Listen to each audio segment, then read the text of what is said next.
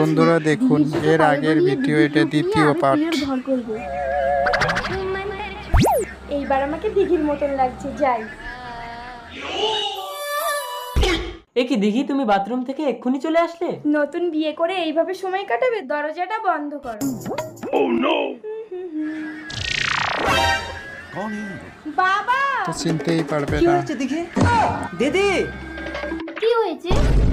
মা, তার মানে নমির আত্মা দিঘির রূপ ধরেছে?